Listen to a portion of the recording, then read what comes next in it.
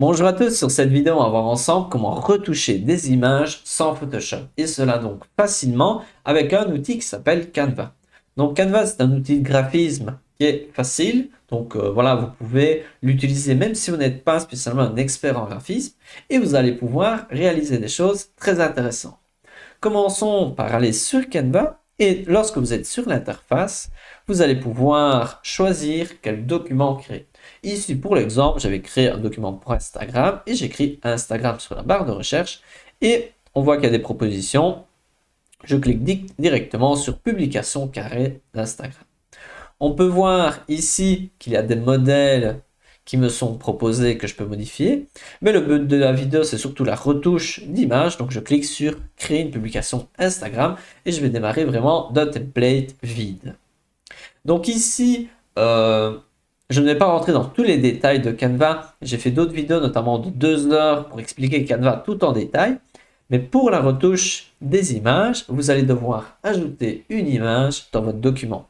Le document se trouve ici et vous pouvez ajouter des images principalement de 3 endroits. Soit si vous cliquez sur importer pour importer votre propre image, donc celle que vous souhaitez modifier.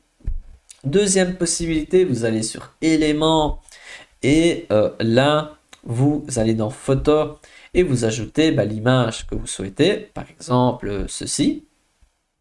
Donc faites attention que certaines photos n'ont pas de petites couronnes comme ceci et donc les photos comme ceci sont tout à fait accessibles même si vous n'avez pas Canva Pro, alors que celles avec la couronne sont accessibles seulement avec Canva Pro. Et donc ici, si vous ne trouvez pas ce que vous souhaitez, vous pouvez toujours les générer avec de l'intelligence artificielle. Ou si vous ne trouvez vraiment pas, vous pouvez aller dans Appli ici à gauche et vous cherchez Pexels et Pixabay qui se trouvent ici. Et donc là, Pexels et Pixabay vous permet ici d'avoir d'autres images. Par exemple, si je cherche, je ne sais pas moi, des tomates, Enter, et on peut voir des tomates. Donc voilà, cela fonctionne. Voilà, c'est quand même très intéressant. Donc ici, je pourrais ajouter l'image. Et on peut voir que si je l'ajoute, je peux remplacer l'autre image. Donc ici, commençons avec ici notre image, mais peu importe l'image. Si vous cliquez dessus, vous allez avoir les options qui apparaissent en haut. On va commencer par celle tout à gauche qui est modifier une photo. Et là, il y a plusieurs rubriques. La première, c'est effet FX. La deuxième, c'est ajuster. Et la troisième, c'est rogner. Donc, elles sont toutes intéressantes, certaines plus élaborées que d'autres. Donc, dans la première rubrique FX, on peut voir qu'il y a pas mal d'options avec une couronne. Mais nous, on va d'abord commencer avec les options sans Canva Pro. Donc, commençons directement avec l'édition magique. Donc l'édition magique permet de modifier un élément qui se trouve dans l'image. Et comment est-ce qu'on fait? On a un pinceau à disposition. On peut voir ici l'aperçu de mon pinceau qui se promène. Et vous pouvez réduire la dimension ou l'agrandir. Donc ici, pour l'exemple, je vais sélectionner ici une zone. Et je vais faire comme ceci. Hop, j'ai sélectionné une zone. On le voit bien.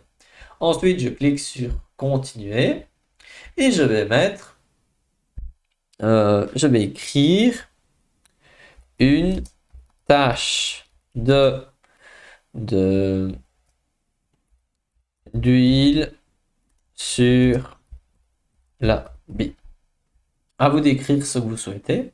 Et ensuite, il suffit de cliquer sur générer. Et donc ça, c'est tout à fait accessible même si vous n'avez pas Canva Pro.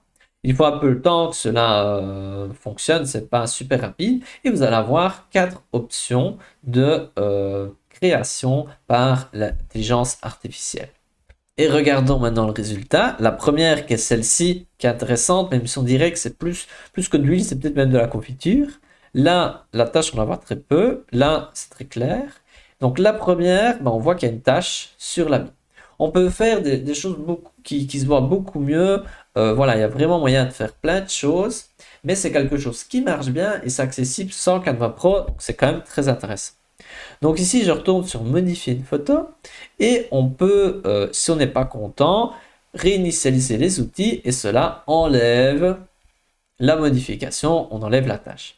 On peut faire des choses qui sont beaucoup plus visibles. Par exemple, ici, je pourrais mettre peut-être, faire comme ceci, peut-être même comme ceci. Hop, voilà, je sélectionne une zone, je mets continuer et je peux mettre par exemple un chapeau de pirate. À vous d'écrire ce que vous souhaitez et vous cliquez sur générer. Donc ça, c'est un outil très simple. Voilà, moi je vous le conseille. Il ne marche pas toujours super bien, mais voilà, ça fait quand même, ça peut être utile dans certaines situations. Regardons ensemble les résultats. On peut voir celui-là, celui-là, celui-là et celui-là. Je ne sais pas quel est votre préféré, peut-être le premier ou le deuxième. Ah voilà, à vous de voir. Si vous êtes content, vous cliquez sur terminer. Et donc ça, c'est une manière de modifier les images, ça peut être sympathique, voilà, il y a moyen de faire plein de choses. Ensuite, si vous cliquez sur image et modifier une photo, il y a d'autres outils intéressants, notamment celui-ci, qui est effacer l'arrière-plan, qui permet d'effacer l'arrière-plan en un seul clic, et ça marche quand même très très bien. Donc voilà, moi je vous le conseille vraiment, c'est une des raisons qui me pousse à choisir Canva Pro, parce que c'est vraiment, ça marche bien, c'est efficace, et voilà. Donc là, on voit même au niveau des cheveux, bah, c'est bien fait et c'est quand même très fonctionnel. Et donc moi, j'aime beaucoup cette option d'effacer l'arrière-plan par Canva. Donc pour moi, voilà, ça marche quand même très très bien. Ensuite, si je clique sur modifier une photo, nous avons la gomme magique. Donc la gomme magique permet d'effacer quelque chose qui gêne. Par exemple, ici, je pourrais effacer peut-être... qu'est-ce que je pourrais effacer? Peut-être ici, je pourrais effacer ici la partie un peu quadrillée. Donc, si vous avez un élément qui gêne, peut-être même au niveau du visage, ça peut être intéressant, c'est des boutons ou ce genre de choses, vous pouvez l'effacer avec cet outil de gomme magique. Et donc, on peut voir qu'il a effacé ma zone. Donc voilà, ça c'est un outil qui fonctionne relativement bien et qui est très simple d'utilisation. Ensuite, nous avons ici l'agrandissement magique qui permet d'agrandir l'image. Pour réaliser cela, je vais prendre une autre image. Donc, je vais aller dans éléments. Je vais chercher une image, par exemple, je vais mettre paysage. Paysage, hop. Je vais choisir peut-être ceci. Et ensuite, ici, l'image n'occupe pas l'entièreté. Qu'est-ce que je pourrais faire? Cliquer sur modifier une photo, agrandissement, et je pourrais agrandir l'image comme ceci. Hop, et je clique sur agrandissement magique. Donc ça, c'est une nouveauté, ça ne marche pas toujours parfaitement, mais ça peut être intéressant si votre image, elle est trop courte, ou voilà, vous voulez un peu l'agrandir, et voilà, ça c'est quand même une option, une chouette option selon moi. Regardons ensemble donc les propositions. Il y a celle-ci, celle-ci, celle-ci, celle-ci. Et donc vous pouvez toujours en choisir une, par exemple celle-ci, cliquez sur Fini. Et ensuite vous cliquez sur Modifier une photo. Et avec l'édition magique, vous allez retravailler peut-être une partie ici qui n'est pas trop bien faite, une maison. Voilà, vous pouvez toujours changer ce qui ne va pas. Vous pouvez combiner les outils. Donc ici, ça c'est un outil qui est quand même qui a son intérêt. Je vais prendre une autre photo, par exemple, ici, la photo du jeune garçon. Je clique sur modifier une photo et maintenant je vais utiliser capture magique. Donc capture magique est un chouette outil parce qu'il permet de capturer les personnages et ensuite, ainsi, je peux l'agrandir, par exemple, comme ceci. Et donc ça me permet de faire des chouettes effets. Par exemple, ici, moi je vais sélectionner, je vais faire d'abord, je vais revenir en arrière. Je remets l'image. Qu'est-ce que je pourrais faire? Je pourrais mettre l'image ici comme ceci. Je la remets juste pour toute. Ou je vais peut-être la faire comme ceci. Et là, qu'est-ce que je vais faire? Je clique dessus, modifier une photo. Je vais faire capture magique. J'agrandis mon personnage comme ceci par exemple. Ou je pourrais l'agrandir un peu et je le fais dépasser. C'est une possibilité où je peux le décaler, ou je pourrais carrément le supprimer. Donc ça c'est un outil qui marche quand même relativement bien quand il y a des personnes qui sont présentes dans les images et vous pouvez les décaler. Voilà, c'est assez marrant comme outil. Euh, donc voilà, vous d'essayer si c'est intéressant pour vous ou pas. Ensuite, si vous allez sur modifier une photo, il y a la capture de texte qui permet de capturer le texte un petit peu comme la capture magique. Mais voilà, le problème c'est que ça transforme le texte, donc c'est pas toujours super efficace. Ensuite, vous avez les filtres. Ceux-ci sont tout à fait accessibles sans Canva Pro. Et vous avez donc des filtres qui vous permettent de modifier les images, notamment peut-être, pourrait vous intéresser ici, le filtre noir et blanc. Donc ça, c'est une manière de faire du noir et blanc. Il y a plusieurs filtres existants, mais vous pouvez aussi choisir d'autres filtres très différents, plutôt pop. Voilà, maintenant, il y a quand même pas mal d'outils qui ont des filtres comme ça. Donc ça peut être intéressant pour vous. Ensuite, vous pouvez créer des ombres. Donc les ombres, c'est surtout intéressant selon moi. Donc il y a plusieurs utilités, mais moi, l'utilité principale, c'est si vous cliquez dessus. Moi, je vais d'abord ici enlever l'arrière-plan avec un clic. Ensuite, ici, je descends, je prends ombre et je sélectionne bordure. Il y a d'autres possibles. Et avec la bordure, je vais la faire par exemple blanche. Je vais un petit peu diminuer la taille. Et ensuite, je vais changer l'arrière-plan et je vais faire un arrière-plan peut-être comme ceci. Et donc là, on peut voir le résultat. On peut se dire, oui, la bordure, je pourrais quand même faire un petit peu plus grosse. Donc, je reviens en arrière, je vais dans mon ombre et je vais augmenter la taille, peut-être comme ceci. Voilà, comme ceci, c'est pas mal. Donc ici, je vais redéplacer un petit peu comme ceci. Et voilà, nous avons ceci comme visuel. Ou vous pouvez même agrandir, ce sera peut-être plus sympa. Voilà, vous pouvez faire des petites choses comme ceci très facilement. Donc ça, c'est les ombres. Vous pouvez les utiliser de différentes manières, mais voilà, ça c'est une possibilité.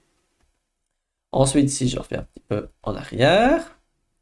Et donc, comme autre chose que l'on peut faire, moi je vais carrément reprendre l'image, je clique dessus, modifier une photo. Si vous descendez, vous avez aussi la mise au point automatique qui permet de changer la mise au point. Et il y a deux paramètres pour modifier, notamment celle-ci, vous pouvez modifier, ou la position de la mise au point. Donc vous pouvez changer la position de la mise au point. Et donc ça peut être utile si vous voulez modifier cet aspect-là. Ensuite, vous pouvez utiliser le flou pour rendre plus ou moins flou votre image. Vous voulez faire une image complètement floue comme ça. Et peut-être ensuite la mettre, je ne sais pas, comme fond. Ensuite, imaginons, vous voulez reprendre l'image principale, modifier une photo, effacer l'arrière-plan. Vous mettez votre image comme ceci et vous avez l'image aussi à l'arrière-plan. Voilà, ça peut être des idées à vous d'utiliser et de mixer un peu toutes les techniques. Je vais revenir en arrière, je vais remettre l'arrière-plan. Donc si vous cliquez sur modifier une photo, vous pouvez descendre. Et comme autre option, nous avons la bichromie. Donc c'est modifié, on va dire, en deux couleurs principalement. Et donc à vous de voir s'il y en a une qui vous plaît. Voilà, moi ça ne m'intéresse pas trop, mais ça peut être toujours intéressant. Ensuite, si vous avez Mockup, vous pouvez transformer ici ce visuel et le placer dans un mockup, notamment par exemple celui-ci. Je vais mettre le visuel hop dans le mockup et on va avoir notre ordinateur avec notre image dedans. Et donc ça, c'est des choses qu'on ne peut pas faire avec Photoshop, ou du moins que c'est quand même beaucoup plus compliqué à faire sur Photoshop. C'est tout à fait faisable. Je ne veux pas dire que c'est pas du tout faisable, mais c'est très simple d'utilisation. Donc si vous avez besoin de ça, hop, ça c'est quand même très très chouette. Donc ici, je vais reprendre une autre image. Donc je vais effacer mon image à l'arrière. Je vais dans éléments, je prends peut-être cette image-ci. Modifier une photo, maintenant vous connaissez. Et qu'est-ce qu'on a encore à voir? Donc ici, on a tout. On va aller dans ajuster. Parce qu'ajuster, c'est peut-être une des zones un peu les plus sous-estimées de Canva. Et pourtant, il y a quand même des choses très très chouettes. Donc ici, on a notre personnage un peu particulier. Et donc, qu'est-ce qui est intéressant, c'est que vous pouvez cliquer sur ajuster automatiquement et ça va améliorer votre image. Donc, même si vous n'y connaissez absolument pas en graphisme, vous cliquez là et hop, Canva va améliorer l'image. Si vous n'aimez pas, vous pouvez toujours revenir en arrière. On peut voir, c'était ici, ça a été quand même bien amélioré si vous cliquez sur ajuster automatiquement. Une autre possibilité d'utilisation, c'est de modifier ici la température, la teinte, la luminosité, noir, blanc. Par exemple, si vous mettez la luminosité à 0, l'image, ça devient presque du noir et blanc. Donc voilà, il y a pas mal de paramètres, à vous de voir ce que vous souhaitez modifier. Mais ce qui est vraiment intriguant, c'est qu'on peut modifier peut-être seulement le premier plan ou seulement l'arrière-plan. Prenons, je modifie seulement l'arrière-plan. Et je me dis, bon, ici, moi, je vais diminuer la netteté de l'arrière-plan, par exemple. Mais je laisse net l'avant-plan. Et je peux faire ce genre de manipulation. Par exemple, ici, je touche là, hop, je fais un peu comme ça. Et donc, très facilement, je peux modifier qu'une des deux parties. Ensuite, si je clique sur modifier une photo, ensuite, je reviens sur ajuster, je pourrais modifier peut-être seulement la partie en premier plan.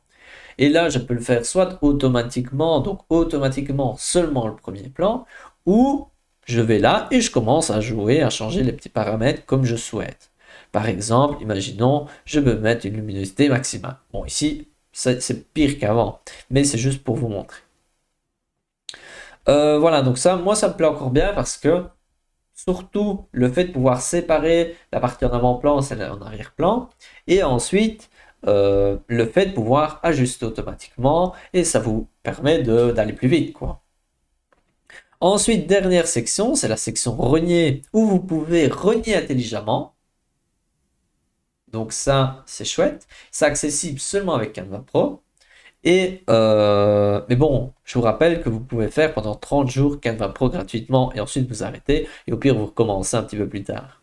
Donc ici, on peut voir, je clique fini et il a renié mon image de manière optimisée. Ensuite, pour renier, vous pouvez aussi cliquer sur l'image et faire simplement comme ceci si vous avez besoin. Donc ici, on a bien vu en profondeur la partie modifier une photo. Maintenant, il y a la zone retourner. Vous pouvez retourner horizontalement, verticalement ou simplement vous remettez comme c'était préférable. Donc ça peut être intéressant si une personne regarde vers la gauche et vous voulez qu'elle regarde vers la droite, ben vous pouvez faire ce genre de choses. Ensuite, ici, il y a des informations en lien avec l'image. Par exemple, vous pouvez l'enregistrer dans vos favoris, la mettre dans un dossier particulier. Vous pouvez voir des mots-clés et donc ensuite rechercher d'autres choses avec les mêmes mots-clés. Voilà, à vous de voir un petit peu. Ensuite, ici, c'est une zone qui a fort changé actuellement. Vous pouvez ajouter une bordure, donc ça existait déjà. Vous pouvez une bordure plutôt lignée, à vous de voir un petit peu. Ici, pour l'exemple, je vais faire une bordure comme ceci. Et je vais augmenter l'épaisseur, comme ça on va verra un peu mieux la bordure. Et ce qui est intéressant, donc ici l'image, je vais un peu la rétrécir, comme ça vous la verrez mieux. Je la rétrécis comme ceci. Donc on a notre image qui est ici, on a une bordure tout autour. Et ce qui est intriguant, si je vais donc ici sur la bordure, je peux changer la couleur, par exemple comme ceci. Mais je peux surtout, dans le style de la bordure, arrondir les angles. Et donc ça c'est chouette parce que ça me permet d'avoir peut-être des choses plus agréable. Parce que tous les angles droits, c'est quelque chose d'assez anxiogène pour les personnes. Ce n'est pas très fort, mais on le ressent quand même. C'est plus dur, c'est plus ferme, c'est plus stressant. Alors que tout ce qui est rond, on peut voir un peu, il y a un peu ici, on peut voir, là c'est un peu arrondi, on peut voir un peu partout que vous regardez sur WhatsApp, il y a pas beaucoup d'angles droits très fermes, très durs, parce que voilà, ça crée un sentiment un peu anxiogène. Et donc ici, on peut voir ici qu'on peut très facilement avoir ce genre d'effet. Et donc, si vous prenez une autre image, par exemple celle-ci, on voudrait peut-être la mettre là. Qu'est-ce qui est chouette, c'est que si vous cliquez sur l'image et vous allez sur copier le style, vous pouvez, hop, directement la faire aussi sur l'autre. Donc voilà, ça c'est quand même chouette. Ensuite, ici, si je reviens sur mon image, vous pouvez l'animer. Donc ça, c'est adapté si vous faites une vidéo ou ce genre de choses. Donc il y a pas mal d'animations possibles. Par exemple, ici, la pulsion, que j'aime encore bien. À vous de chercher, c'est une animation ou même une animation personnalisée. Vous animez un peu de manière un peu comme vous voulez. Ensuite, la position, vous pouvez centrer comme ceci, à vous de tester un petit peu, mettre exactement dans les pixels choisis, ou vous pouvez aussi regarder la zone calque pour mettre une plus devant, une plus derrière. Si vous avez beaucoup de calque, ça peut être très intéressant et très utile. Donc ici, nous avons donc nos deux images. Et une chouette chose que l'on peut faire, c'est qu'on peut modifier la transparence, par exemple mettre comme ceci. Et donc ça peut être intéressant pour faire des arrière-plans avec une personne légèrement transparente. Je vous le montre rapidement. Je clique. Donc je clique ici, je vais effacer. Je vais prendre une image, peut-être. Ce que je vais prendre, je vais reprendre le garçon. Ensuite, qu'est-ce que je fais? Ben, je vais cliquer sur modifier une photo, effacer l'arrière-plan, comme ça c'est rapidement c'est fait, genre me mettre bien droit. Et donc ici, je pourrais mettre le garçon, je le mets en arrière-plan un peu partout, comme ceci. Je vais descendre un petit peu pour le voir comme ceci. Et là, qu'est-ce que je vais faire? Je vais cliquer dessus, transparence, et je vais le mettre un peu comme ceci. Voilà, c'est pas mal. Je reprends le garçon, hop, dans utiliser récemment. Je le remets peut-être ici, je clique sur modifier une photo et j'efface l'arrière-plan. Et donc on pourrait avoir en quelque sorte un contraste entre la version qui est nette, peut-être comme ceci, mais peut-être plus bas, et la version qui est un peu comme ça. Et donc voilà, ça c'est le genre de choses qu'on peut créer très facilement avec Canva. Et donc voilà, je pense qu'on est plus ou moins au bout. Le dernier ici, c'est pour verrouiller, pour éviter de bouger l'élément, on ne sait pas le modifier. Pour le déverrouiller, il faut cliquer là. Et donc voilà, Canva, c'est un outil qui permet de faire plein de choses intéressantes rapidement. Et il faut dire qu'ici, j'ai juste expliqué une petite partie de ce qu'on peut faire sur Canva. J'ai fait d'autres vidéos plus complètes, notamment celle de 2 heures qui s'appelle genre cours Canva d'expert à débutant, ou plutôt le contraire. Mais voilà, vous pouvez dessiner, il y a plein d'applications. Donc ce sont des sites où vous pouvez, donc c'est des sites partenaires que vous pouvez utiliser qui permettent de faire plein de choses différentes. Et voilà, il y a vraiment plein de choses intéressantes sur Canva. Et voilà, c'est quand même très très chouette. Et ici, je pense que c'est tout pour aujourd'hui. J'espère que cette vidéo vous a bien plu. On se retrouve dans une autre vidéo. Je vous souhaite plein de réussite dans vos projets et on se retrouve à une prochaine.